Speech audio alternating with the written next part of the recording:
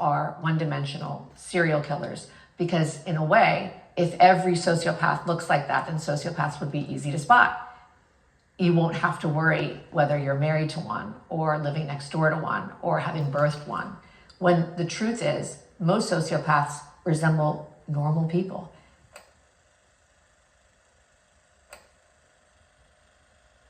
It's a really complex and layered question because the term sociopath is no longer used clinically. But if you're looking at it through that lens, that the classic sociopath is someone who struggles to understand the learned social emotions. So everyone has like a sort of hardwired set of emotions. These are the inherent emotions: happiness, sadness, etc. But there is another set of emotions that are learned. These are things like empathy, compassion, shame, remorse. We are taught these things mostly through modeling by caregivers. Sociopaths struggle to learn those emotions. There's been a lot of talk about the sociopathic mask and how sociopaths mask in order to charm and commit harm, when in reality, we mask for the same reasons that everyone else masks. It's easier to get through life if you are acting like everyone else does. I am masking right now. If I wasn't, I would have a much flatter affect. I wouldn't be as friendly perceiving, which isn't to say that I would be mean or that I would want to harm you or anyone in this studio, but I would probably be blinking less. I wouldn't be as engaging. But again, I think this is very relatable.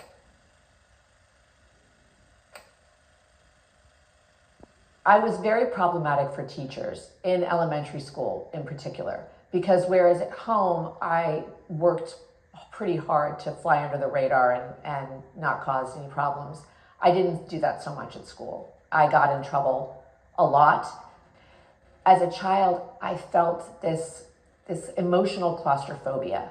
And the only way that I was able to neutralize that claustrophobia was to act out in a way that was destructive. I don't know why, I just knew, do this and you'll feel better. When I was in elementary school in San Francisco, there was a little girl that I was friends with, and I remember the day that I attacked this child.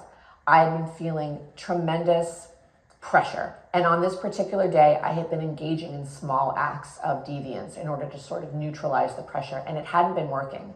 And there was a child who was standing next to me and provoking me in a way that shouldn't have mattered. And I just remember feeling the impulse to hurt her. And so I grabbed a pencil out of my backpack and I stabbed her with it. And I knew that it was wrong, but again, I understood this intellectually, not emotionally.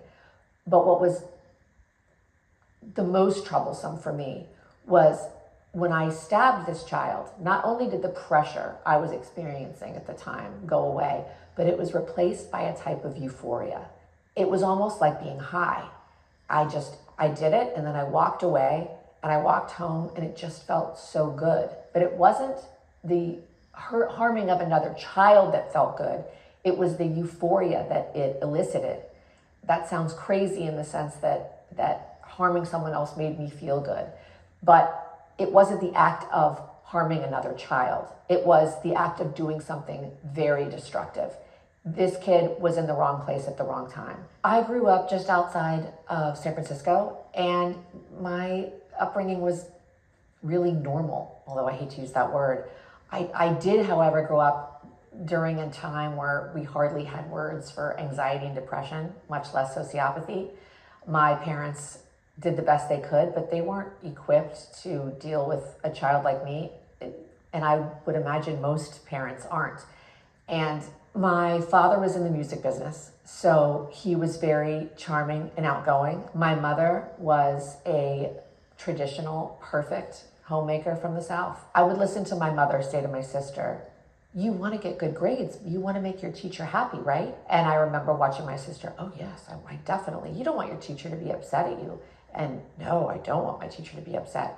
And I remember listening to this conversation and thinking, I don't really care what my teacher thinks or if she's happy or sad. And I also understood that saying that was not a great idea. That when I was asked, I should just nod and open my eyes really wide like my sister does and say, yes, no, I don't want my teacher to be mad at me. And admitting to that gets me in trouble for no other reason than because it's not how I'm quote unquote supposed to feel. So I learned to lie and manipulate other people's reactions very early, again, not because I was trying to hurt others, but because I was just trying to go unnoticed. Anytime I was honest with someone about the way that I was really feeling, it was always met with judgment and a lot of times anger and frustration. So I learned to lie as a protective mechanism. And over time, that developed into just a maladaptive lifestyle strategy. I believe that I am one of those kids with that inherent manipulative temperament, which sort of predisposed me to a higher likelihood of being antisocial, but I can't point to any specific trauma. I do know that having a dad in the music business and watching him sort of navigate and be charming, I think I learned very early that I don't really need emotion. I can just do what he does, which is smile and be affable and you get what you want. But I can't speak to a specific environmental cause. I knew from a very young age that I wanted to live in a nice house and I wanted to have a relationship and I wanted to have a family, but I also understood that the only way for me to get those things would be to interact pro-socially with other people. It is beneficial to me to act pro-socially, so I do. My childhood was spent masking. I was just trying to survive. But over time, it became really exhausting. And when I try to remind people who are resistant to the idea of helping sociopaths, I try to remind them, these people at one point were all children. Wouldn't you want to help a child? And of course, the answer is always yes.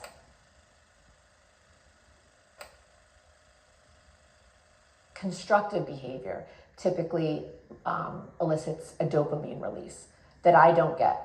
So doing something quote unquote kind, I don't feel that attaboy, that pride. It's more matter of fact. There was someone in the grocery store who didn't have the money to pay for their groceries. So I paid for the groceries for this person behind me. And then I left the store. I wasn't doing it because I wanted any credit or this is a problem that needs to be solved, so I'm going to solve it for this person. But I don't get that hit of, wow, what a good person I am. That was a nice thing to do. But I do get it from something destructive. I get this jolt of feeling that sort of snaps me out of my pressure. In much the same way that someone who has obsessive compulsive disorder, they can't tell you why washing their hands 8 times or doing a series of rituals makes them feel less anxiety. It just does. And that was similar to what I was experiencing as a child. When I was a kid, I was at a sleepover and I decided to walk home in the middle of the night, which I understand is not a typical choice. And on that walk home, there was someone who had left their garage open in my neighborhood. And I went into the garage and I actually got in the car that was in the garage. And I remember feeling so much peace. It was existing in a world where I knew I wasn't supposed to exist. It really neutralized the pressure that I had been feeling that day. As I got older, breaking into homes was my sort of go-to for neutralizing the pressure that I would feel. And I never took anything, and I never did anything destructive within the home. It didn't matter to me whether it was a huge house, small house, an occupied house. I started to lean more toward houses that weren't occupied for obvious reasons, but I found some regular places that I liked and I felt that I could get in and out of safely, and I would just sit in the silence and I could feel all the pressure going away and all of the apathy flooding in, which is not, I don't believe that's normal. I think that when most neurotypical people find themselves in a house where they're not supposed to be, they're going to be anxious about it. Their heart's going to be racing. It was the exact opposite for me. And what I came to realize is, this is how I want to feel. This, I don't care. I don't care, and it's okay. It's okay to feel apathetic. It's okay to just have no emotion, to just sort of float. And what I found was that these regular acts of disciplined deviance helped prevent more spontaneous acts. And that was always a concern for me, particularly after I had stabbed the little girl in my class. If I waited too long, there was a possibility that I might not lose control, but resort to something more extreme. And I never wanted to be at the mercy of these compulsions. So as I got older, I started to engage in them almost like a prescription. I would do it whether I felt like it or not, just to keep the pressure at a manageable space so there wouldn't be any spikes. I did this